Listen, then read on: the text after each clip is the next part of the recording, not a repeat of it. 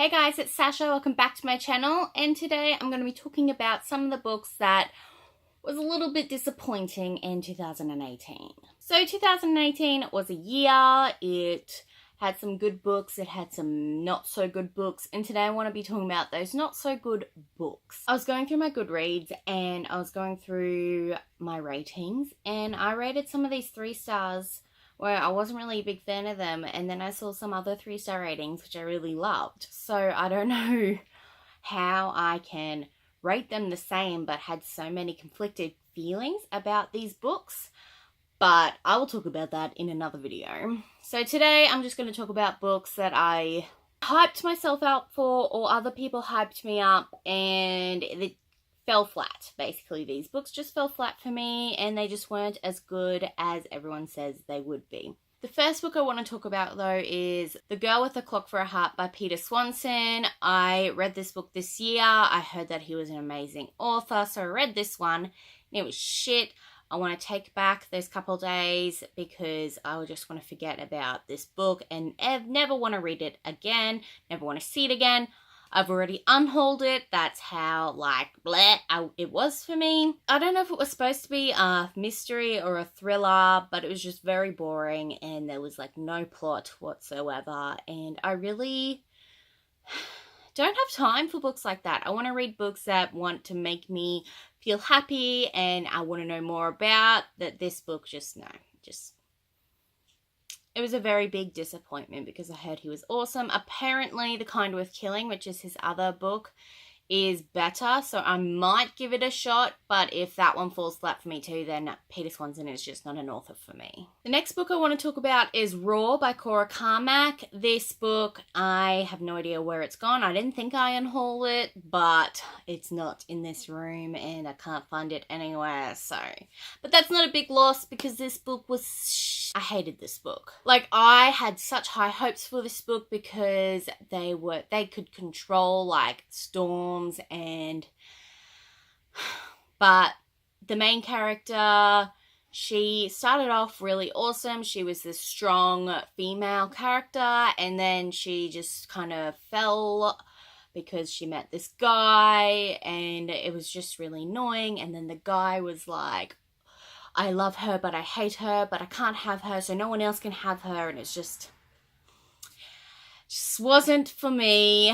It was more of a romance than it was a fantasy, and I'm not a fan of romances. Some romances I am, but not this romance. And then I realized that Cora Carmack was a romance author before she ventured into the YA fantasy, and this is how we got Raw. This book was the first book pick that I chose for a club that I created here with a couple of my friends, and I felt so bad because this was the first book and it sucked, but the others all loved it, and I'm like, well. The next book I want to talk about is Otherworld by Jason Segel and another author, Kirsten Miller. Otherworld was a book pick for the biannual Bibliothon in 2018, the winter one, I believe.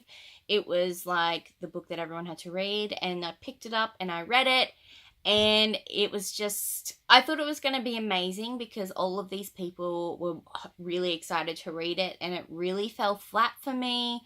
Otherworld focuses on this guy who gets trapped. Well, he doesn't get trapped in this game, but it's his gateway to get out of real life. He goes into this game, and what else happened? That's how much of a mark it left on me. I don't remember what really happened. Oh, I think I had lots of Sword Art Online vibes from it, and I didn't really want a repeat of Sword Art Online. I wanted to read a new story, and this is not what I got from Otherworld. Next book was actually a reread in 2018, but I read the first one years and years ago, back in high school, and that was Marked by PC and Kristen Cast.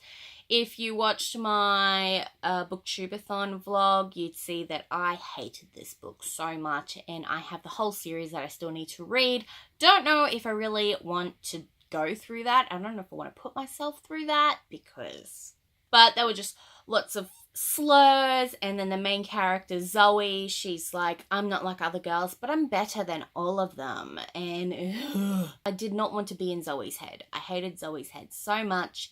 and I'm not sure if I'm going to go along with the rest of the books. If you think that I should finish this series, and if Zoe gets better, let me know down below, because I want to finish this series because I want to give it a shot. But if it's going to be all of the same book over and over again, I really don't want to put myself through that. I don't want to give it the time of day. The next book that really disappointed me in 2018 was Mirage by Samaya Dowd. I had high hopes for this book. It's a futuristic Moroccan story. I loved the premise for it. I love the story, but if it was written differently, I think I would have really enjoyed it. I love this cover too. Like, this cover just... it's really pretty, but the book inside, not so much. I did not like the main character. Amani was just annoying. I preferred her, like, identical person, the princess, Maram. She was a bitch, and I loved it. Like, if we just had a story from Maram's point of view, I think I would be in love. I'd be all over that. And then the romance in this was just stupid as well. This book had such a good premise, and it was just not what I wanted and not what I thought it was going to be. So that's why it was very disappointing. I'm thinking I probably will still go with the second book, but we'll see how we go.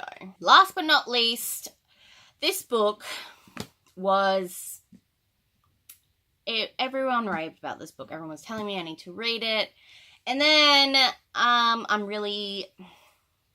not scared about telling you. I'm just going to do Nevernight by J. Kristoff is the #1 most disappointing read of 2018. I thought I was going to love this book. I thought I was going to love the story because everybody loves this book. I don't know anyone who doesn't like this book. It was meh. The first 100 pages are boring as Mia just feels like the biggest try-hard ever. There was lots of other reasons why I don't like this book, but I just can't.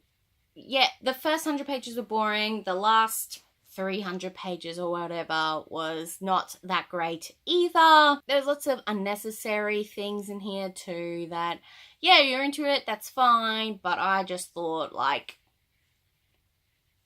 why? I don't know if I want to go along with God's Grave. No one really says, like, they're like, if you love the first book, you'll love the second book, but I didn't like the first book, so what if I don't like the second book and I don't want to read books that I'm not going to like?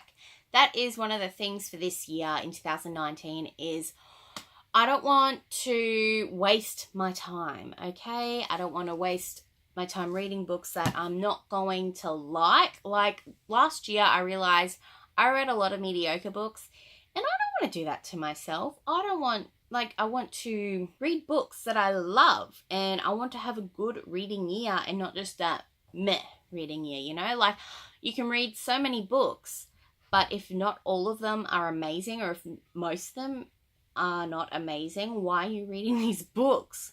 It's all about quality, not quantity. So these are the books that made me go meh in 2018. Hopefully I will read lots of good books in 2019 so I don't have to make a video like this next year. If you didn't like these books as well, let me know down below because I would love to, like, hate on them with you. If you have read the sequels of these books and you think that I should read them to change my mind, let me know. I'm willing to give God's Grave a chance, but if most of you say don't bother, then I'm not going to bother, but we'll see. So if you like this video, give it a thumbs up and subscribe if you like to see more. Add me on Goodreads at sashreads and on Bookstagram at sashreads as well. Thank you so much for watching and I hope you have a good rest of your day. Bye! But,